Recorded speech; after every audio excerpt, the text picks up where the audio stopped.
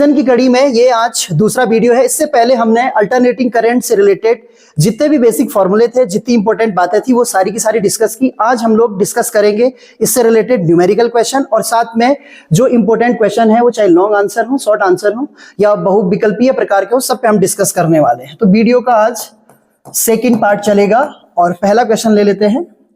जो पहला क्वेश्चन है वो है ज्यावक्रीय तरंग। एक तरंग आपको दी गई है और तरंग की वैल्यू है E = 0.40 cos 2000 t प्लस 0.08 की आवृत्ति क्या होगी, माने हमें आवृत्ति फाइंड करनी है। तो यहां पे हम इसका कंपेयर करेंगे। E = A cos omega t plus phi वाली तरंग से। यहां पे दो चीजें आपको समझनी है। ये वाली जो वैल्यू है ये थीटा की वैल्यू होती है, और ये जो फेज चेंज हमने पढ़ा था ये फेज की वैल्यू होती है। फाई कितना फेज है, यानी कि जो तरंग है उस तरंग में कितना फेज चेंज है वो फाई दिखाता है। तो इससे हम जब कंपेयर करेंगे, ये वैल्यू एम्पलीट्यूड होती है, जो तरंग दी गई है उसका आयाम होता है, और ये वाली वैल्यू ओमेगा टी की ये यहाँ पे दी गई है। तो हमें आवृत्ति पूछी गई है, आवृत्ति का रिलेशन कहीं ना कहीं यहां से हमें फाइंड होगा। हम जानते हैं ओमेगा = 2 पाई f होता है। f क्या है, इसकी आवृत्ति है। तो इससे हम कंपेयर कर लेंगे, बाकी ज्यादा हम इसमें, क्योंकि आवृत्ति पूछी गई है तो केवल हम इन्हीं को कंपेयर करेंगे। तो इस वाले पार्ट को कंपेयर करेंगे ओमेगा टी से। तो ये वैल्यू क्या हो जाएगी, ये हो जाएगी ओमेगा टी = 2000 t। t से t क्या हो गया, कैंसिल हो गया, और हमारे पास ओमेगा = 2000 प्राप्त हो गया। अब ओमेगा की वैल्यू कितनी बताई मैंने, ओमेगा = होता है 2 पाई f। ये वैल्यू आपको यहां पे यूज करनी है। तो ये हो जाएगी 2 पाई f = 2000, और यहां पे साथ में क्या हो जाएगा, f = 2000 अपॉन 2 पाई। 2 से इसको कैंसिल करेंगे तो 1000 और अपॉन क्या हो जाएगा, पाई। ये ऑप्शन आपको दिख रहा है यहाँ पे, पहला ऑप्शन नहीं है, दूसरा ऑप्शन नहीं है, तीसरा नहीं है, ये चौथा वाला ऑप्शन है 1000 अपॉन पाई और हर्ट्ज। तो ये वैल्यू हो जाएगी। थोड़ा सा यहाँ पे आपको इतना गौर करना है कि कई बार ये ओमेगा की वैल्यू पूछता है, क्योंकि जो ओमेगा है उसको भी हम फ्रीक्वेंसी ही कहते हैं, और फ्रीक्वेंसी वो कौन सी होती है, एंगुलर फ्रीक्वेंसी होती है, कोणीय आवृत्ति। और जो ये आवृत्ति हमने फाइंड की ये है नॉर्मल आवृत्ति, जिसको हम केवल आवृत्ति कह रहे हैं। तो ये आप पहचानेंगे यहाँ पे इसके मात्रक से, ये क्या दिया गया है, हर्ट्ज दिया गया है। तो आपको हर्ट्ज में फाइंड करना, इसलिए इस रिलेशन को आप यहां तक सॉल्व करेंगे। तो पहला क्वेश्चन सॉल्व हुआ, बहुत ज्यादा टाइम हम नहीं लेंगे, बहुत सारे क्वेश्चन हमें सॉल्व करने हैं यहाँ पे। दूसरा प्रश्न है तात्क्षणिक प्रत्यावर्ती धारा I = √2 sin 50t प्लस π/4 है, तब धारा का RMS वैल्यू हमें फाइंड करनी है। यानी कि धारा का हमें कौन सी वैल्यू फाइंड करनी है, वर्गमूल माध्यमान IRMS, root mean square value. फिर से देखिए, अगर हमें रूट मीन स्क्वायर वैल्यू चाहिए तो इसका कंपेयर हम किससे करेंगे, I = I0 sin omega T से, और प्लस इसमें भी फेज है तो प्लस फाई। ये सारे ही फॉर्मूले प्रीवियस वीडियो में डिस्कस किए जा चुके हैं, ठीक है। तो यहाँ पे I0 की वैल्यू क्या होगी, ये वाली होगी √2, और हमें वैल्यू किसकी चाहिए, IRMS वैल्यू। IRMS वैल्यू क्या होती है, I0 अपॉन √2। तो देखिए I0 यहां से फाइंड हो जाएगा। इससे जब कंपेयर करोगे तो देखिए I0 की जगह पे क्या है, √2 है, यानी I0 = √2 हो गया।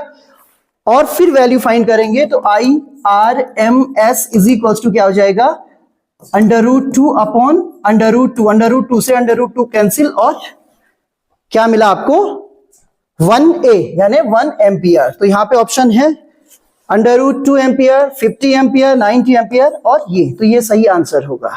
ये केस स्टडी में ये क्वेश्चन आ सकता है, इस तरीके के क्वेश्चन केस स्टडी में पूछे जाते हैं। तो दो क्वेश्चन हमने बहुत इजीली कर लिए हैं।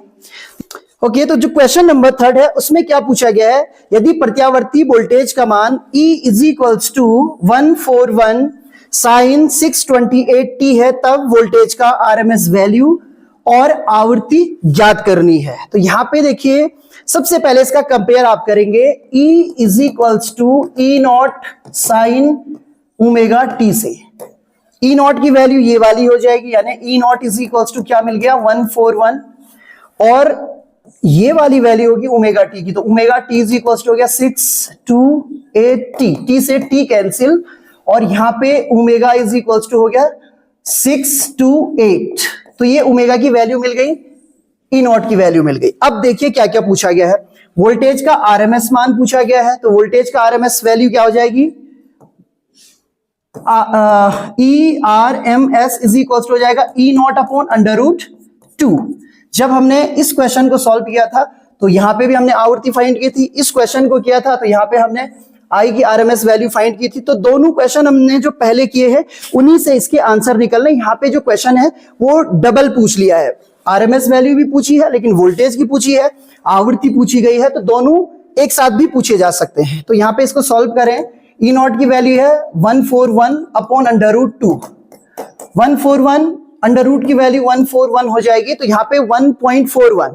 इसको सॉल्व कैसे करेंगे, दोनों वैल्यूज बराबर है, यहाँ पे 2 प्लेस पे पॉइंट है, तो सीधे ऊपर की जो वैल्यू होगी वो 100 हो जाएगी, यानी कि ई नॉट की जो वैल्यू प्राप्त होगी वो 100 वोल्ट प्राप्त होगी। अब ई नॉट आपको प्राप्त हो गया। अब आपको आगे वैल्यू चाहिए, एफ की वैल्यू चाहिए। ओमेगा हमें मिल चुका है यहां से, और ओमेगा की वैल्यू कितनी मिली है 628। आपको कंपेयर करना है इस वाली वैल्यू को ओमेगा टी से, यहां पे जाके, तो टी टी कैंसिल हो जाएगा, ओमेगा की वैल्यू आपके पास है। तो इसको हम सॉल्व करेंगे, तो ओमेगा की वैल्यू मैंने अभी आपको बताया था 2 पाई एफ होती है, तो ये कितनी हो जाएगी 2 पाई एफ इज इक्वल टू 628। अब आपको एफ चाहिए, तो एफ इज इक्वल टू क्या हो जाएगा, थोड़ा यहाँ स्पेस कम है, अपॉन 2 पाई। सबसे पहले 2 से इसको कैंसिल करो, बहुत इजी है, 3, 1 और 4, तो ये वैल्यू हो गई, थोड़ा देर इसे क्लियर कर लेते हैं। तो ये वैल्यू हमें जो प्राप्त हुई वो हुई F is equals to 314 upon, और पाई था, और पाई की वैल्यू होती है 3.14। आपको वीडियो में ऑलरेडी पता लग जाएगा, इससे पहले हमने जब सॉल्व किया था तो इतनी वैल्यू हमें प्राप्त हुई थी। तो 314, और फिर से इसको जब कैंसिल करेंगे तो ये भी कितना आ जाएगा 100 आ जाएगा, तो 100 हर्ट्ज। अब यहाँ पे देखिए आंसर ऐसा कुछ है या नहीं है, पहला आंसर नहीं है, दूसरा नहीं है, ये तीसरा वाला है जिसमें 100 वोल्ट और 100 हर्ट्ज है, तो ये सही आंसर है। तो इस तरीके से हम क्वेश्चन सॉल्व कर सकते हैं। आगे बढ़ते हैं।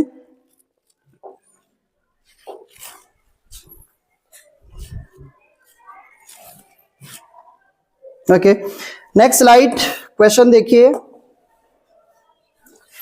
पहला क्वेश्चन है 220 वोल्ट 50 हर्ट्ज प्रत्यावर्ती धारा को प्रतिरोध से गुजारा जाता है, तब तात्क्षणिक वोल्टेज का मान होगा। यहां पे मन नहीं है, ये मान है, मान होगा। आपको तात्क्षणिक वोल्टेज बताना है। अब यहां पे देखिए, जो ये 220 वोल्ट है, ये वैल्यू हमेशा VRMS की वैल्यू होती है, यानी 220 वोल्ट। ओके, उसके बाद आपके पास 50 हर्ट्ज दिया गया है, यानी FB दिया गया है जो कि 50 हर्ट्ज है। अब आपको ज्ञात क्या करना है, आपको बताना है वोल्टेज का तात्क्षणिक मान बताना है। तो वोल्टेज का जो तात्क्षणिक वैल्यू होगी वो होती है V is equals to V not sine omega T. अब कड़ियां जोड़िए, V का वैल्यू और ये V नॉट चाहिए। V नॉट क्या हो जाएगा, हमने पढ़ा था VRMS इज इक्वल्स टू होता है V not upon under root 2, तो V not is equals to हो जाएगा अंडर रूट 2 इंटू VRMS, ये वैल्यू हो गई। इसका अर्थ ये हुआ कि जो V नॉट का वैल्यू है उसको अंडर रूट 2 इंटू VRMS करना है आपको। तो यहां पे कितना हो जाएगा, अंडर रूट 2 इंटू, और ये वैल्यू है 220। आगे चलते हैं साइन ओमेगा टी। अब ओमेगा की वैल्यू कितनी होती है, ओमेगा की वैल्यू होती है 2 पाई एफ। लगातार ये क्वेश्चन एक जैसे ही आपको मिल रहे हैं, और इनटू क्या हो जाएगा टी। सॉल्व कीजिए, v इक्वल्स टू, इसको ऐसे ही रहने दीजिए, 220 इंटू अंडर रूट 2 साइन, यहां पे साइन छूट गया था, साइन, अब ये वैल्यू 2 पाई इंटू, और यहां पे 50 दिया गया है, तो 50 जब दिया गया तो 2 का मल्टीपल करेंगे, ये 100 हो जाएगा, तो ये वैल्यू हमें प्राप्त होगी 100 पाई। तो यहाँ पे वैल्यू हो जाएगी 220 under root 2 sign 100 pi T, ये वाला। यहाँ पे देखिए जब आप मल्टीपल करेंगे तो यहाँ पे 100 आपको प्राप्त होगा, तो ये हो जाएगा 100 पाई। तो यहां पे ये आंसर सही है। नेक्स्ट क्वेश्चन है, एक परिपथ में प्रत्यावर्ती धारा का मान ये दिया गया, I is equals to 20 sine 100 pi T plus 0.05 pi ampere है। परिपथ में धारा का आरएमएस मान तथा आवृत्ति क्या होगी। तो जो हमने तीसरे नंबर पे क्वेश्चन किया था लगभग उसी तरीके का क्वेश्चन है। आपको यहां पे कंपेयर करना है इस इक्वेशन से, I equals to I not sine omega T plus 5 से। अब देखिए आपको कौन कौन सी वैल्यू चाहिए। एक तो आपको IRMS वैल्यू चाहिए जो कि होती है I नॉट अपॉन √2। यहां पे देखिए I नॉट की वैल्यू क्या होगी, जब आप कंपेयर करेंगे तो I नॉट की वैल्यू ये वाली होगी, I not is equals to 20 होगा, ये वैल्यू हो गई। फिर पहले इसी को सॉल्व कर लेते हैं। तो यहां पे जब सॉल्व करेंगे तो I नॉट की जगह पे आ जाएगा 20 अपॉन √2। अब इसको सॉल्व कैसे करना आगे, 20 इंटू √2 इंटू √2 इंटू √2 रेशनलाइज करना है, परमेयीकरण जिसको कहते हैं। √2 से ऊपर नीचे मल्टीपल करेंगे तो हो जाएगा 20 √2 अपॉन 2 से ये कट गया तो 10 √2। तो एक तो हमारी वैल्यू 10 √2 हो गई, यानी कि ये वाला ऑप्शन या ये वाला ऑप्शन हो सकता है, क्योंकि अभी एक वैल्यू और फाइंड करनी है। अभी जो वैल्यू मैं आपको कह रहा हूं कि या तो ये होगा या तो ये होगा। अब ये डिपेंड करेगा कि इनमें से हमारी जो आवृत्ति है वो कितनी प्राप्त होती है। अगला कंपेयर किससे करना है, इस वाले टर्म से। इस वाले टर्म से जब हम कंपेयर करेंगे तो ये वैल्यू है ओमेगा टी की, तो omega T is equals to है 100 पाई टी, टी से टी कैंसिल हो गया। फिर से देखिए जो आंसर है वो हर्ट्ज में है, यानी कि ओमेगा की बात नहीं की जा रही है, एफ की बात की जा रही है। तो यहां पे वैल्यू रख देंगे 2 पाई एफ इज इक्वल्स टू 100 पाई। तो पाई से पाई कैंसिल, 2 से ये कैंसिल, 50 और हर्ट्ज आ गया। तो बहुत इजीली आप इन क्वेश्चनों को कर सकते हैं। तो ये वाला आंसर सही है, ये 50 हर्ट्ज वाला, ये वाला आंसर सही है। इसमें 100 हर्ट्ज है, ये सही नहीं है, और ये 50 हर्ट्ज वाला क्या है, सही है। तो आप देख सकते हैं जो हमने इक्वेशन पढ़ी है उस इक्वेशन से रिलेटेड इतने प्रकार के क्वेश्चन आपको पूछे जा सकते हैं। और सारे क्वेश्चन में या तो जो धारा है उसका वर्गमूल माध्यमान पूछा जा रहा है, या जो वोल्टेज है उसका वर्गमूल माध्यमान पूछा जा रहा है, और या तो आवृत्ति पूछी जा रही है। और हमें बहुत सिंपल तरीके से क्वेश्चन करने हैं। आप ये मान लीजिए कि 1 या 2 नंबर में क्वेश्चन आएंगे। जैसे ये जो क्वेश्चन थे 5 नंबर का ये क्वेश्चन है, केस स्टडी में ये आया है, तो बहुत अच्छी अपॉर्चुनिटी है। एक जैसे क्वेश्चन आपको करने हैं और 5 नंबर आपके इजिली आ जाएंगे। तो आगे बढ़ते हैं।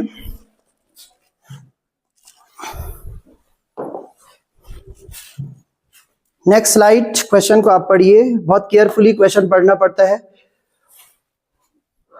पहला क्वेश्चन है, उन कारकों का उल्लेख करें जिन पर श्रेणी LCR परिपथ की अनुनादी आवृत्ति निर्भर करती है। अनुनादी आवृत्ति, इस पर आप विशेष ध्यान देंगे, निर्भर करती है। लागू AC स्रोत की आवृत्ति के साथ श्रेणी LCR परिपथ की प्रतिबाधा, एक और चीज आपको फाइंड करनी है, प्रतिबाधा में परिवर्तन को दर्शाने वाला एक ग्राफ बनाइए। तो सबसे पहले हम पहली जो कंडीशन है उस पर डिस्कस करेंगे, अनुनादी आवृत्ति। तो मैंने अनुनाद आपको पढ़ाया था, जो LCR परिपथ होता है जिसमें हमारे पास एक L लगा होता है, एक C लगा होता है और एक प्रतिरोध होता है, और यहां पे एक AC सोर्स होता है। जब इसमें हमने डिस्कस किया था तो Z is equal to condition आई थी R² plus XL minus XC का होल स्क्वायर। फटाफट कंडीशन पे डिस्कस करेंगे। और फिर एक कंडीशन आई थी XL is equal to XC। Condition क्या थी, XL इज इक्वल टू होता है omega L, XC is equal to होता है 1 अपॉन ओमेगा C। एक्सप्लेन मैंने ऐसे किया था कि जैसे जैसे ओमेगा का मान बढ़ेगा XL की वैल्यू इंक्रीज होगी, XC की वैल्यू जो है वो क्या होती जाएगी, डिक्रीज होती जाएगी। एक ऐसी कंडीशन आएगी जब ओमेगा की जो वैल्यू है वो पर्टिकुलर जो मान होगा उस टाइम पे XL और XC की वैल्यू क्या हो जाएंगी, आपस में बराबर। ये कंडीशन हमको मिलेगी। जब ये कंडीशन मिलेगी तो ये वाला टर्म तो 0 हो जाएगा, यानी Z is equals to √R² होगा और Z is equals to R होगा। इस कंडीशन को मैंने बताया था आपको कि प्योर रेजिस्टिव बोलते हैं, ज्यादा डिस्कस इस पे अभी नहीं करेंगे, प्रीवियस वीडियो में बहुत अच्छे तरीके से इसको समझाया गया है। तो ये वो कंडीशन है अनुनादी आवृत्ति। तो ये कह रहा है कि किन कारकों पर डिपेंड करता है, तो ये कारक यही है, एक तो है प्रेरकीय प्रतिघात, दूसरा कारक है धारितीय प्रतिघात, इनके मान बराबर होने चाहिए। या हम ये भी कह सकते हैं कि जो ओमेगा है, जिसको हम क्या कहते हैं कोणीय आवृत्ति, जो कोणीय आवृत्ति है उस कोणीय आवृत्ति के एक पर्टिकुलर मान के लिए जब ये दोनों कंडीशन बराबर होंगी तो उस टाइम पे जो सर्किट है उस सर्किट में जेड क्या है प्रतिबाधा, उसका मान रेजिस्टेंस के बराबर होता है, और इस टाइम पे जो करंट फ्लो हो रहा होगा या जो वोल्टेज होगा उसकी वैल्यू हमें मैक्सिमम प्राप्त होती है। तो बहुत इजी तरीके से ये पहली कंडीशन आपने सॉल्व कर ली है, तो यही आपको लिखना भी है इसमें। ओके, आगे कहता है कि जो एसी परिपथ है उसमें प्रतिबाधा जेड की जो हमने बात की थी, और इसका एक ग्राफ बनाना है, किसके साथ बनाना है, आवृत्ति के साथ। यहां पे आवृत्ति की बात की गई है, आवृत्ति और प्रतिबाधा में ग्राफ चाहिए। तो ये ग्राफ इस तरीके से आपको बनाना है, इस तरीके का ग्राफ प्राप्त होता है। देखिए एक्सप्लेनेशन ये है इसका, ये z की वैल्यू है जो इस एक्सिस पे दिखाई गई है, ये आवृत्ति की वैल्यू है। ये वो कंडीशन है जहां पर वैल्यू z की r के बराबर होगी, ये इंपॉर्टेंट है। जब z की वैल्यू यानी प्रतिबाधा का मान r के बराबर होगा उस टाइम पे जो प्रतिरोध होगा LCR मिला के एक प्रतिरोध लगा रहे हैं, और कंडीशन क्या है XL is equal to XC हो गया है, Z इज इक्वल टू उस टाइम पे R हो रहा है। तो इस कंडीशन में जो परिपथ है उसकी प्रतिरोध क्षमता सबसे कम होती है, और जब सबसे कम होती है तो Z का मान सबसे कम हो गया, यानी कि ये नीचे आ गया और ये फ्रीक्वेंसी दर बढ़ रही है। आपको ग्राफ को और एक्सप्लेन करना है तो इस तरीके से करना है कि जब आवृत्ति का मान कम होता है तब प्रतिबाधा का मान अधिक होता है। फिर एक पर्टिकुलर वैल्यू पे, जिसको हम क्या कहते हैं, V0 भी कहते हैं, अनुनादी आवृत्ति जिसको आप कह रहे हैं, तो ये रिजोनेंस जो फ्रीक्वेंसी है इस पे मिनिमम हो गया। फिर उसके बाद फ्रीक्वेंसी जब बढ़ती है, आवृत्ति फिर बढ़ती है, तो Z का मान फिर से बढ़ जाता है। तो इस तरीके से आप इस ग्राफ को एक्सप्लेन कर सकते हैं। तो जो पहला क्वेश्चन है उसको हमने सॉल्व कर लिया है। ओके, नेक्स्ट क्वेश्चन पढ़ते हैं। उपयुक्त चित्र की सहायता से स्टेप अप ट्रांसफार्मर की कार्य प्रणाली को समझाइए। अब हमारे पास ट्रांसफार्मर आ गया, ट्रांसफार्मर के बारे में भी आपको अच्छे तरीके से बताया गया है, लेकिन यहां पे ट्रांसफार्मर पूरा नहीं पूछा गया, केवल स्टेप अप के बारे में बात हो रही है। Step up. अब सबसे पहले तो अपने दिमाग में ये लगाइए कि ट्रांसफार्मर होता क्या है। ट्रांसफार्मर क्या था, जो निम्न वोल्टेज को उच्च वोल्टेज या उच्च वोल्टेज को निम्न वोल्टेज में परिवर्तित कर दे, और उसमें भी स्टेप अप कौन था, जो निम्न वोल्टेज को उच्च वोल्टेज में परिवर्तित कर दे। तो फटाफट इस पे डिस्कस करते हैं। इसमें दो कॉइल होती है, पहली जो कॉइल होगी जिसको हम प्राइमरी कॉइल कहते हैं, ये एसी मेन से जुड़ती है, यानी कि जो इनपुट होता है वो यही दिया जाता है। उसके बाद यहां पर सॉफ्ट आयरन की कोर होती है, और ये सेकंड कुंडली है, और इससे हमें क्या मिलता है, आउटपुट मिलता है, यानी जो निर्गत सिग्नल होगा वो यहां से होगा, जो भी आपका अप्लायंसेस होगा वो यहां जुड़ेगा। कंडीशन क्या होती है, हमने कंडीशन ये पढ़ी है कि जो वोल्टेज होगा, जैसे V1 upon V2 is equals to N1 upon N2, ये भी फटाफट समझ लीजिए। N1 क्या है, इसमें फेरों की संख्या, N2 क्या है, इसमें फेरों की संख्या, V1 क्या है, इसका वोल्टेज, V2 क्या है, इसका वोल्टेज। कंडीशन क्या आनी है, V2 के लिए हम फोकस करें तो V2 इज इक्वल्स टू हो जाएगा N2 upon N1 into V1। इसको सॉल्व करेंगे आप, तो इसका अर्थ ये हुआ कि जो V2 की वैल्यू है वो नंबर ऑफ टर्न्स पे डिपेंड कर रही, तो यहां पे जो सेकेंडरी कॉइल होगी इसके नंबर ऑफ टर्न्स की जो वैल्यू होगी वो प्राइमरी कॉइल से अधिक होगी। तो कुल मिला के आप ये समझ लीजिए कि जो द्वितीयक कुंडली होती है उस द्वितीयक कुंडली में फेरों की संख्या प्राइमरी कॉइल से ज्यादा होनी चाहिए। तो जब हम स्टेप अप ट्रांसफार्मर बनाते हैं तो जो पहली कुंडली होती है प्राथमिक वाली, उसमें एक इंसुलेटेड कॉपर वायर लेते हैं और वो मोटा होता है, कम टर्न लगाए जाते हैं। जो सेकंड कॉइल होती है उसमें एक पतला वाला कॉपर का वायर लेते हैं और ज्यादा टर्न्स लगाए जाते हैं।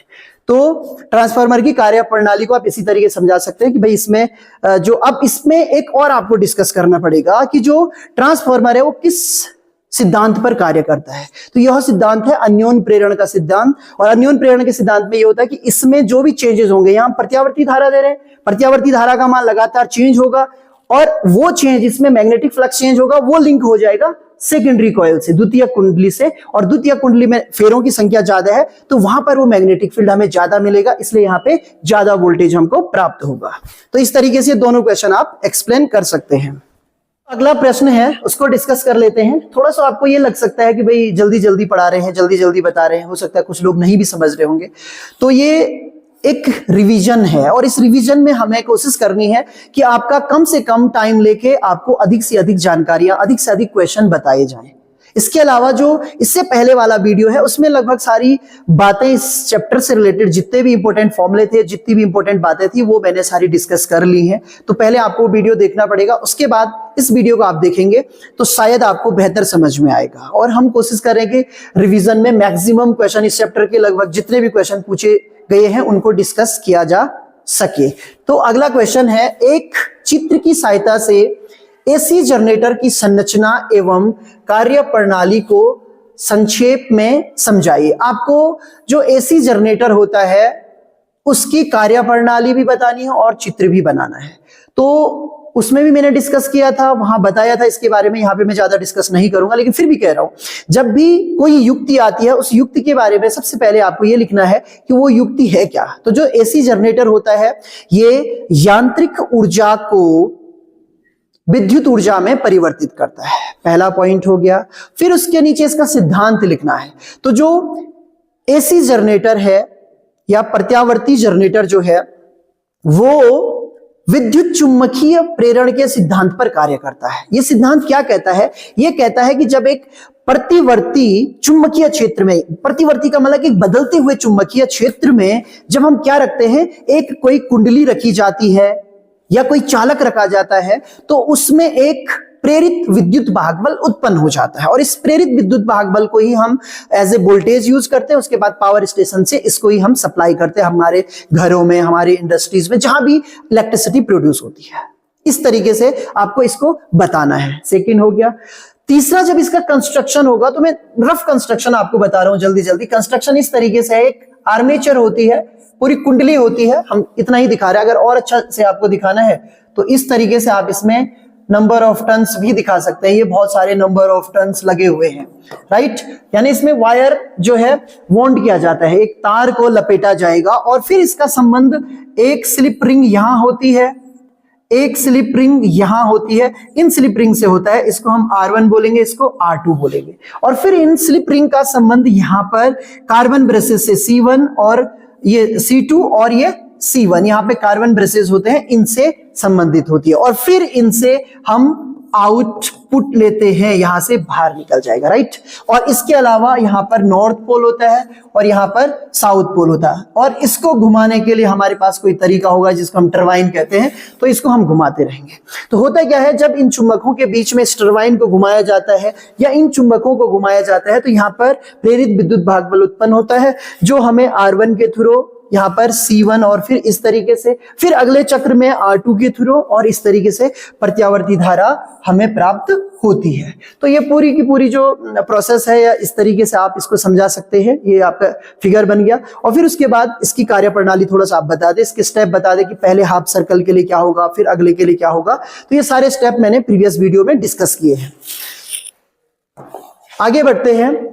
वास्तविक ट्रांसफार्मर में ऊर्जा हानि के 2 कारकों का उल्लेख कीजिए। जो ट्रांसफार्मर होता है, थोड़ा देर पहले भी हमने डिस्कस किया था कि ट्रांसफार्मर क्या होता है, कितने प्रकार का होता है। तो जो ट्रांसफार्मर है उसमें ये ट्रांसफार्मर से रिलेटेड जानकारी नहीं मांग रहा, ये मांग रहा है कि जो ट्रांसफार्मर होता है उसमें ऊर्जा हानि के कारण क्या होता है। ऊर्जा हानि का मतलब क्या हुआ, थोड़ा सा ये भी समझ लीजिए। ये इसकी प्राथमिक कुंडली है, ये इसकी द्वितीय कुंडली है, शॉर्ट में पढ़ेंगे। ये प्राइमरी कॉइल है, ये सेकेंडरी कॉइल है, ठीक हो गया।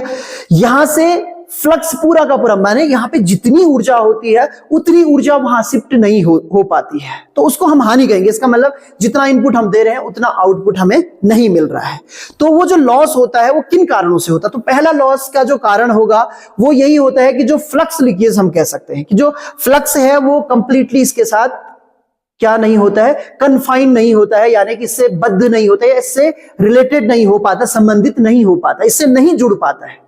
बहुत सारे वर्ड मैंने बता दिए, इनमें से कोई भी वर्ड आप यूज कर सकते हैं कि जो फ्लक्स, चुंबकीय फ्लक्स यहां उत्पन्न होता है वो पूरा का पूरा चुंबकीय फ्लक्स जो है द्वितीयक कुंडली के साथ लिंक नहीं हो पाता है या उससे नहीं जुड़ पाता है, तो इसको हम बोलते हैं फ्लक्स लॉस। तो यहां पे एक तो हो गया फ्लक्स लॉस। सेकंड क्या होता है, हम छोटे छोटे कारणों पे बात कर रहे हैं जो आपको समझ में भी आए।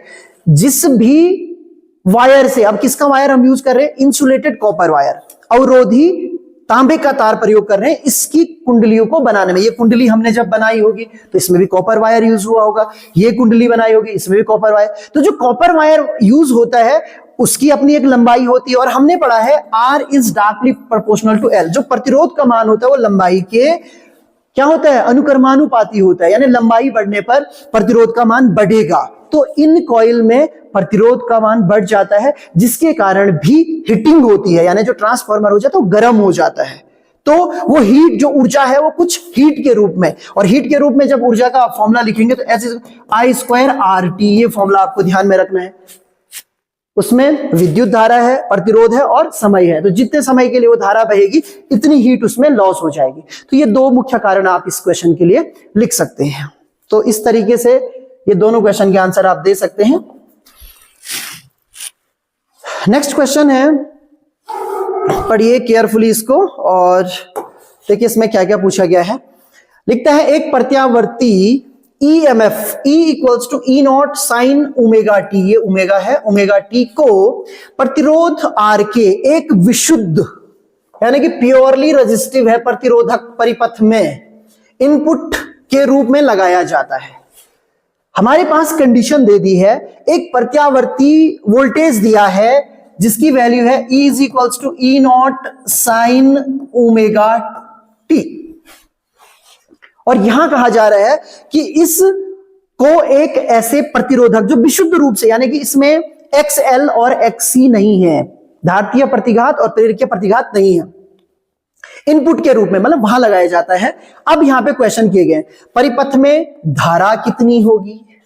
तो कुल मिला के ये क्वेश्चन तो वही क्वेश्चन है कि जब एक प्रत्यावर्ती धारा किससे फ्लो करती है, रजिस्टर से फ्लो करती है। मैंने कल आपको पढ़ाया था इस तरीके से, मतलब इससे पहले का जो वीडियो है उसमें बताया गया है। अब एक कल का मतलब ये नहीं है कि कल पढ़ाया गया है, ये प्रीवियस जो वीडियो था उसमें बताया था। ये R है, इससे प्रत्यावर्ती वोल्टेज फ्लो कर रहा है। तो क्या क्या कंडीशन होती है, सीधे फटाफट V इक्वल्स टू IR वाला फॉर्मूला, ओम का लॉ है, तो इसी को हम यूज करेंगे। तो यहां पे हमारे पास कंडीशन क्या आ जाएगी, कंडीशन आ जाएगी I is equals to V upon R, और V का मतलब यहाँ पे इससे मतलब है, तो ये हो जाएगा E sign omega T upon R। ये जो वैल्यू है फटाफट इस पे हम डिस्कस करेंगे, E0 अपॉन R, ये तो होगी I0 की वैल्यू, यानी कि I is equals to I0 sine omega T, ये बन गया। I0 की वैल्यू क्या हुई, E0 अपॉन R, जल्दी जल्दी, और साइन ओमेगा टी यानी कि इसका जो फेज चेंज है, कोई भी फेज चेंज नहीं होता है। ये मैंने आपको की पॉइंट्स बताए भी हैं कि जब प्रत्यावर्ती धारा किसी प्रतिरोध से गुजरती है तो वहां पर कोई भी फेज चेंज नहीं रहता, किस किस में, प्रत्यावर्ती वोल्टेज और प्रत्यावर्ती धारा में। तो ये समझ में आ गया होगा आपको। तो पहला कंडीशन, तो ये कितनी धारा होगी, तो इतनी धारा होगी E0 अपॉन R, और अगर उसकी वैल्यू वैसे ही बतानी है तो सीधे I is equals to I0 sine omega T लिख दें, और I0 इज इक्वल्स टू दे दें यहां पे E0 अपॉन R, तो आपको एक नंबर मिल जाएगा। अगला क्वेश्चन है EMF और धारा के बीच कलांतर बिल्कुल 0 डिग्री का। अभी हमने देखा था कि I is equals to be I0 sine omega T आया, और E equals to be E0 sine omega T है। जल्दी जल्दी, ये छोटे छोटे क्वेश्चन है, बस हमें इनमें केवल एक बार सीख लेना है कि भी किस तरीके से करते हैं। तो कोई भी नहीं होगा, 0 डिग्री का कलांतर होगा, होता ही नहीं है यहाँ पे कला संबंध। फिर लिखता है EMF और धारा का ग्राफिकल निरूपण बनाइए, ये इंपॉर्टेंट है और ये भी 1 नंबर का है, तो फटाफट इसको भी बना लेते हैं। ग्राफिकल निरूपण इस तरीके से होगा, ये एक वैल्यू चल रही है, इसको हम कहेंगे E is equals to E0 sine omega T. अब क्या हुआ, I की वैल्यू I0 अपॉन R, वैसे ये प्रीवियस वीडियो में बता दिया गया, फिर भी एक बार क्वेश्चन आया तो बताना जरूरी है भाई। ये इस तरीके से कला समान रहेगी, और ये वैल्यू, तो ये जो डॉट डॉट से दिखाई I is equals to I0 sine omega T है, और बार बार मैं आपसे कह रहा हूं कि I0 की वैल्यू है E0 अपॉन R। तो इसका आंसर भी ये हो गया, ये आपको आंसर कर देना। एक नंबर यहां भी आपको प्राप्त हो गया। एक विशुद्ध प्रतिरोधक परिपथ के लिए फेजर आरेख बनाइए। अब हमें फेजर बनाना है, फेजर भी मैं पहले बता चुका हूं लेकिन फिर से बताते हैं। ऐसा करना है, यहां तक मान लीजिए E0 है और यहां थोड़ा सा वैल्यू रिड्यूस हो रही है, ये I0 होगा। तो यहां से लेकर यहां तक की जो वैल्यू है वो I0 की है, यहां से लेकर यहां तक की जो वैल्यू है वो E0 की। ये फेजर है, दोनों ओमेगा टी का ही फेज लेंगे, एक ही दिखाना है लेकिन इसका एम्पलीट्यूड ज्यादा है, इसका आयाम ज्यादा है। E0 की वैल्यू ज्यादा है, I0 की वैल्यू कम है। तो इस तरीके से यहां भी आपको एक नंबर प्राप्त हो गया। फिर लिखता है एक 10 ओम का प्रतिरोध 110 वोल्ट और 50 हर्ट्ज रेटेड एसी से जुड़ा है। तो आरएमएस ज्ञात कीजिए, धारा का आरएमएस ज्ञात करना है, IRMS आपको ज्ञात करना है। अब थोड़ा सा ध्यान दीजिए भैया, यहां पे जब ये वोल्टेज में वैल्यू देता है ना, तो एक्चुअल में ये वैल्यू होती है VRMS की वैल्यू होती है 110 वोल्ट। ये V0 की वैल्यू नहीं है, ये ध्यान रखना। मैंने पहले भी ये क्वेश्चन सॉल्व कर लिए हैं, तो ये ऑलरेडी ये वैल्यू दी गई है। हमें क्या चाहिए, IRMS चाहिए और यहाँ पे R भी दिया है, तो इसकी हमें जरूरत ही नहीं है। 50 हर्ट्ज केवल हमें कंफ्यूज करने के लिए दिया है। बच्चा कई बार जो है इसी में उधेड़-बुन में रह जाता है, यार ये 50 क्यों दिया है, इसका कहाँ यूज करूं, कैसे यूज करूं। नहीं यूज करना है, जितने की जरूरत है वो इतने से हो जाएगा। ये मिल गया वैल्यू, हमें IRMS चाहिए, तो सीधे ओम का लॉ लगाएंगे भाई, IRMS is equals to VRMS और अपॉन क्या हो जाएगा, R। बहुत आसान क्वेश्चन है। ये हो गया, वैल्यू कितनी है 110 अपॉन R की वैल्यू कितनी है 10, ये कैंसिल हो गया और ये मिल गया आपके पास कितना 11 और यहां पे वैल्यू हो जाएगी 11 एम्पियर। तो ये वैल्यू हो गई IRMS की। तो इस तरीके से आप इसको सॉल्व कर सकते हैं। तो आई होप ये क्वेश्चन आपको समझ में आ गया होगा। आगे बढ़ेंगे नेक्स्ट क्वेश्चन की तरफ। ओके, यहां पे क्वेश्चन है, एक एसी जनरेटर का आरेख नीचे दर्शाया गया है। ये एसी जनरेटर का एक आरेख दिया गया है, आप क्वेश्चन पढ़िए, तब तक मैं पेन की व्यवस्था करता हूं भाई लिखने के लिए। ओके, बहुत रिलैक्स होकर आप क्वेश्चन पढ़िए। ये एक आरेख दिया गया है, लिखता है लेबलिंग, ये लिंक की गई है जिसमें P इसकी बात की जा रही है। यहाँ पे हम थोड़ा सा पेन का कलर भी चेंज कर लें, ये वाले की बात की जा रही है एक। फिर लिखता है V1 और V2, तो ये V1 है और इधर कहीं ये है V2, ये वाली वैल्यू, इनके बारे में बात की जा रही है। V2 इधर को दिखा दिया, ये यहां पे होगा V2। तो इनके नाम लिखिए, अभी अभी डिस्कस किया था भाई। ये जो पूरा वैल्यू P का मतलब ये पूरी वैल्यू की बात कर रहा है, तो ये तो है इसकी आर्मेचर, आर्मेचर, ठीक है। इसी को हम कुंडली भी कह सकते हैं, इसी को हम क्या कह सकते हैं, जो टरबाइन होती है वो कहते हैं। तो इसको कहते हैं, पूरे जो B वाला पार्ट है, P का नाम है आर्मेचर, ठीक है। जो घूमता है जो हिस्सा, इसको हम रोटेटर भी बोलते हैं। ओके, और जो B1 B2 थे, ये मैंने आपको बताए थे, ये कार्बन ब्रेसेज हैं और ये R1 R2 स्लिप रिंग है। अगर इनके नाम भी पूछे जाते हैं R1 R2 के, तो स्लिप रिंग है। तो यहाँ पे B1 और B2 का पूछा गया है, तो ये है आपके पास कार्बन ब्रेसेज। इंग्लिश में ही लिख दिया, हिंदी में लिखे लोगे, ये कार्बन ब्रेसेज हैं। तो ये आपका एक नंबर फिक्स हो गया। 3 नंबर में क्वेश्चन पूछा गया है 2 पार्ट में। फिर लिखा है एसी जनरेटर का सिद्धांत और कार्य क्या होता है, ऑलरेडी डिस्कस कर दिया है। तो क्वेश्चन रिपीट हो रहा है, इसका मतलब यह है कि ये क्वेश्चन रिपीट हो रहा है, ये ज्यादा पूछा जाता है, इस पे आपको फोकस करना चाहिए। तो ये कंप्लीट हो गया, ये क्योंकि हमने कर ही दिया है तो दोबारा बता के फायदा नहीं है। तो आगे बढ़ते हैं। ओके, पढ़िए नेक्स्ट क्वेश्चन क्या है। थोड़ा सा फास्ट होगा भाई, आपको बिल्कुल भी माइंड नहीं करना है, चीजें थोड़ा सा फास्ट करनी पड़ेगी, तभी जाके समझ में भी आएगा। समझ में तो मैं नहीं कह सकता हूं कैसे आएगा आपके, क्योंकि समझने के लिए जरूरी है कि आपको जो बेसिक फॉर्मूला है वो पता होने चाहिए, और तब जाके आप समझ सकते हैं। और एक होता है कि भाई आपको 0 लेवल से समझाना, तो उसके लिए एक ही क्वेश्चन के लिए पूरा एक वीडियो चाहिए कि भाई क्या चीजें हैं, कैसे हैं। तो वो टाइम नहीं है, अभी रिविजन वाला टाइम है, तो ये रिविजन हमको करना है। ओके, एसी से प्रवाहित धारा, और ये वैल्यू दी गई है I इक्वल्स टू I0, थोड़ा सा मैं इसमें करेक्शन कर दूं, T अपॉन ये टाउ है, ये दिया गया, ये I0 है यहाँ पे। समय अंतराल t is equals to t0 से टाउ तक परिपथ में प्रवाहित धारा का ये IRMS वैल्यू हमको ज्ञात करनी है। धारा का IRMS वैल्यू हमें फाइंड करना है। ओके, ये एक फंक्शन दिया है।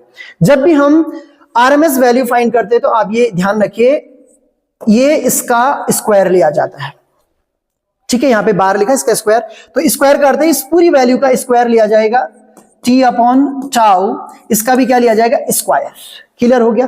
बट ये कहां से कहां, ये इंपॉर्टेंट है कि हम कहां से कहां किस अंतराल में इसको ले रहे हैं। अंतराल यहां पे ऑलरेडी गिवन है, t इज इक्वल टू 0 से लेकर और कहां तक करना है, टाउ तक करना है। तो यहां पे हमारे पास जो टोटल अंतराल है 0 टू टाउ, अगर आप करेंगे तो ये टाउ का हो गया, सॉरी यहां पे ये क्या हो गया, टाउ का हो गया। क्लियर है। उसके बाद आप क्या करेंगे, यहां पे जो ये टाउ वाला अंतराल है इसको यहां पे डिवाइड करेंगे। भाई औसत निकालना आता होगा, औसत कैसे निकालते हैं, जो कुल मान होता है उसको, मतलब जो संख्या होती है उसको डिवाइड कर देते हैं। तो यहां पे हमें इसको टाउ से डिवाइड करना पड़ेगा और इसका क्या लेना पड़ेगा, इंटीग्रेशन, कहां से कहां तक, 0 से लेकर टाउ तक। तो कुल मिला के यहां पे जो वैल्यू होगी वो हो जाएगी 1 अपॉन टाउ 0 टू टाउ, और वैल्यू हो गई I naught T upon tau square, और क्या हो जाएगा dt, क्योंकि इंटीग्रेशन के पीछे क्या भी लगेगा dt है। जल्दी जल्दी इसको सॉल्व करते हैं। ये हो जाएगा, देखिए 1 अपॉन टाउ आई नॉट स्क्वायर बाहर आ जाएगा, एक टाउ स्क्वायर यहां से भी बाहर आ जाएगा, इसका कोई लेना देना नहीं है, 0 टू टाउ, और ये टी स्क्वायर dt बचेगा। अब आपको इंटीग्रेशन करना आता होगा, तो अगर इंटीग्रेशन करना आता है तो ये वैल्यू प्राप्त होगी I naught square upon tau cube, और ये वैल्यू प्राप्त होगी टी क्यूब अपॉन 3, और ये 0 टू टाउ। अब यहां पे जब आप वैल्यू रखेंगे तो ये वैल्यू हो जाएगी आई नॉट स्क्वायर अपॉन टाउ 3, और ये हो जाएगा, यहां पे जब वैल्यू रखेंगे तो यहां से भी ये टाउ 3 हो जाएगा अपॉन 3, टाउ से टाउ कैंसिल। थोड़ा सा ध्यान दीजिए, जो टी की वैल्यू है ना वहां पे आपको टाउ यूज करना है, तो ये टी क्यूब है, ये भी टाउ क्यूब हो जाएगी, ये भी टाउ क्यूब, ये कट गया, और हमारे पास वैल्यू प्राप्त हुई आई नॉट स्क्वायर अपॉन 3। अब यहां देखिए इस वाले वैल्यू पे आ जाइए जो मैंने अलग से रखी हुई है, आई bar square is equals to कितनी वैल्यू हो रही है, आई नॉट स्क्वायर अपॉन 3, और जब आप इसको सॉल्व करेंगे तो IRMS इसको हम बोलेंगे इज इक्वल्स टू हो जाएगा आई नॉट अपॉन √3। तो ये इसका आंसर है। इसी क्वेश्चन के लिए जो सेकंड पार्ट पूछा गया वो पूछा गया, दर्शाइए कि एसी के चक्र में उत्पन्न उष्मा डीसी द्वारा उत्पन्न उष्मा के समान होती है, जहां I इक्वल्स टू IRMS, यानी कि जो वैल्यू है वो I की वैल्यू IRMS के बराबर होती है। डीसी के लिए दिया है पहला मान, और ये दिया है एसी के लिए। क्वेश्चन को समझिए, क्वेश्चन में क्या पूछा गया है, क्वेश्चन में यह पूछा गया है कि आपको यह सिद्ध करना है कि यदि कोई धारा डीसी सोर्स से प्राप्त हो रही है, डायरेक्ट करंट से हमें प्राप्त हो रही है, जिसको हम दृष्टि धारा कहते हैं, वहां से प्राप्त हो रही है, एक सोर्स है हमारे पास जो डीसी सोर्स है, इस तरीके से लगातार वो कंटिन्यूअस एक धारा देता है, वहां से जो धारा प्राप्त हो रही है उसको जब हम किसी प्रतिरोध से गुजारेंगे तो उसमें जितनी उष्मा, यहां पे थोड़ा सा फोकस कीजिए, जितनी उष्मा उसमें उत्पन्न होगी या जितनी उष्मा को वो यूज करेगा उतनी ही उष्मा उतने समय में प्रत्यावर्ती स्रोत से भी आती है। फिर से समझा रहा हूं, मान लीजिए एक प्रतिरोध आपने लिया, उसको आपने कुछ देर के लिए एक डीसी स्रोत पे जोड़ा, वो कितनी उष्मा उत्पन्न करेगा आपको पता है, I स्क्वायर RT, ये उष्मा उसके द्वारा निकली। फिर हमने उस प्रतिरोधक को अब उतने ही समय के लिए किसके साथ जोड़ दिया, एसी के साथ, प्रत्यावर्ती स्रोत के साथ। तो ये कह रहा है कि आपको ये सिद्ध करना है कि ये उष्मा भी इतनी ही होगी। तो बहुत इजीली हम इसको कर सकते हैं। इस क्वेश्चन को करने के लिए सबसे पहले हम यहां पे देखिए यही फॉर्मूला यूज करेंगे, लेकिन जब यहां पे I की वैल्यू होगी, अब एसी स्रोत होगा, सपोज दैट इसी तरीके से ले लें, तो जो एसी स्रोत होगा उस एसी स्रोत से यहां पे जो धारा जारी होगी वो I not sine omega T होगी। क्लियर हो गया। कंडीशन क्या है, H की वैल्यू आपको फाइंड करनी है, उष्मा की करनी है। अब जो एसी होती है वो एसी चेंजेबल होती है, हम इसको फाइंड करेंगे 0 से लेकर T के बीच में, राइट। तो इसकी जब वैल्यू हम फाइंड करेंगे टी टाइम के लिए तो किस तरीके से फाइंड की जाएगी, देखिए सबसे पहले इसकी वैल्यू निकालेंगे DHI स्क्वायर R और ये होगी DT। ध्यान दीजिए, हमने AC का एक सूक्ष्म समय लिया और उस सूक्ष्म समय में हम ये मान के चले कि जो प्रत्यावर्ती धारा है वो लगभग क्या है, स्टडी है। फिर यहां पे वैल्यू रख दीजिए DH is equals to I not square sine square omega TR DT। फिर इसमें भी क्या कीजिए, DH is equals to I square R को आगे ले लीजिए और sine square omega T DT को अलग लिख लीजिए। राइट, ये तो था वो सूक्ष्म समय के लिए। अब हमें कंप्लीट चाहिए तो हम करेंगे H is equals to I not square R 0 to T और इसका क्या लेंगे, साइन स्क्वायर ओमेगा DT। ये क्या लिया जाएगा, इंटीग्रेशन, समाकलन किया जाएगा पूरे चक्र के लिए। हम क्या कर रहे हैं, समाकलन। अब हम जानते हैं जो साइन स्क्वायर ओमेगा T है इसका हम सीधे सीधे क्या नहीं कर सकते हैं, समाकलन नहीं कर सकते। इसको मैं चेंज करूंगा। एक फॉर्मूला होता है cos 2 थीटा, वो होता है 2 cos स्क्वायर थीटा -1। यहां से मुझे वैल्यू चाहिए, सॉरी ये थोड़ा सा साइन में लिखेंगे, ये भी होता है लेकिन साइन में होता है cos 2 theta is equal to 1 minus 2 sine square theta. ये दोनों ही फॉर्मूले होते हैं, ऐसा नहीं कि ये पहला वाला गलत हो गया, लेकिन हमें cos में नहीं चाहिए वैल्यू, साइन में चाहिए। तो साइन में हम जब यहां से वैल्यू निकालेंगे, थोड़ा सा बता दूं, तो sine square theta is equal to हो जाएगा ये वैल्यू इधर, यानी 1 माइनस कॉस 2 थीटा और अपॉन क्या हो जाएगा बेटा, 2 हो जाएगा। ये साइन स्क्वायर को हमने कन्वर्ट कर दिया। इसको हम यहां यूटिलाइज करें तो क्या हो जाएगा, आई स्क्वायर आर 0 टू टी। इस वैल्यू को देखिए कैसे, यहां पे थीटा की वैल्यू ओमेगा टी है, ये आपको ध्यान में रखना है। तो ये हो जाएगा 1 माइनस कॉस 2 ओमेगा टी और अपॉन क्या हो जाएगा 2 और ये हो जाएगा dt। राइट, अब इसके दो पार्ट हो जाएंगे। एक पार्ट होगा आई स्क्वायर आर, इसको तो रहने दीजिए, बाहर बड़ा ब्रैकेट बनाइए, 0 टू टी 1/2 dt। एक पहला पार्ट ये हो गया, यानी आपने 1/2 और इसको सेपरेट कर दिया। दूसरा पार्ट होगा -1/2 cos 2 ओमेगा टी और dt 0 टू टी। राइट, यहां तक आपको समझ में आ गया होगा। तो ये वैल्यूज आपके पास हो गई। इसमें क्या होता है, ये वाला जो फंक्शन है 0 to T cos 2 omega T, ये पीरियोडिक फंक्शन है और इसकी वैल्यू 0 होती है। तो इस वैल्यू को आप सीधे 0 कर देंगे, ब्रैकेट बनाना और लिख देना, चूंकि ये एक आवर्ती फंक्शन है और इसकी वैल्यू क्या होती है 0। सॉल्व नहीं करना है। और जब इसको सॉल्व करेंगे तो देखिए इसको सॉल्व करने पे आपको क्या प्राप्त होगा, यहां तक आप लोग नोट कर लेंगे क्योंकि मेरे पे स्पेस नहीं है तो मैं इसको क्लियर कर रहा हूं। तो यहां तक आपको समझ में आ गया होगा। आगे क्या होगा देखिए, इसको मैंने कर दिया क्लियर। हमारे पास वैल्यू जो मिल रही है वो मिल रही है h is equals to I square R और 0 टू टी 1/2 dt। ये वैल्यू थी लास्ट टाइम पे और ये वाली वैल्यू -0 हो गई। ठीक है, आप यहां पे ऐसा करके 0 टू टी और यहां पे लिखेंगे cos 2 omega T dt equals to 0। Okay, अब इसको सॉल्व कर रहे हैं तो ये बहुत इजी है, h is equals to I square R और फिर ये वैल्यू हो गई 1/, और ये आ जाएगा यहां से t और फिर 0 टू t। फिर देखिए एक बार अपर लिमिट लिखी जाती है, यहां पे अगर किसी को कंफ्यूजन हो रहा तो बहुत अच्छे से समझ लें। एक बार लिखी जाती है अपर लिमिट, एक बार फिर लिखी जाती है लोअर लिमिट। तो ये 1/2 हो गया और ये हो जाएगा t/0। राइट, अब यहां पे देखिए ये आ गया वैल्यू r और ये हो जाएगा t/2। ये आपके पास वैल्यू हो गई। अब यहां पे आपको बहुत केयरफुली काम करना है। आई स्क्वायर आर, ये t समझ में आ गया होगा। यहां पे जो ये वाली वैल्यू थी ना, यहां पे ये t रखा जाता है, 0 रखा जाता है, रखा ऐसे जाता है t-0। मुझे भी दिक्कत हो रही है कि यार मैं शॉर्ट में बता रहा हूं, लेकिन ये रिवीजन है भाई, यहां पे ऐसे ही होगा क्योंकि यहां पे एक बार आप अपर लिमिट रखते हैं टी की जगह पे और दूसरी बार ये, तो ये इस तरीके से आपने रखा वैल्यू, ये 0 गलती में आ गया भाई, यहाँ पे 0 मत लिख देना नीचे, ये केवल टी है, ये यहाँ पे इतनी वैल्यू रहेगी t-0 होता है, 0 को आपने कैंसिल कर दिया, केवल t बचा, तो आई स्क्वायर ये बचा। अब इसको थोड़ा सा रीअरेंज करते हैं। अरेंज कैसे करना है, h is equals to I square upon 2RT। क्या मैं इसको IRMS का स्क्वायर RT लिख सकता हूं? कुछ बच्चे बोलेंगे जी लिख सकते हैं, कुछ को समझ में नहीं आएगा तो थोड़ा सा उनको बता दें, IRMS इज इक्वल्स टू होता है I0 अपॉन अंडर रूट 2 का स्क्वायर। अब इसको सॉल्व कीजिए तो I स्क्वायर अपॉन 2, तो ये वाली वैल्यू वही तो थी, उसकी जगह पे मैंने क्या लिख दिया, I ये वाली वैल्यू, राइट। और यही इसने कहा भी है, यहां देखिए ये है डीसी का मान और ये है एसी का मान।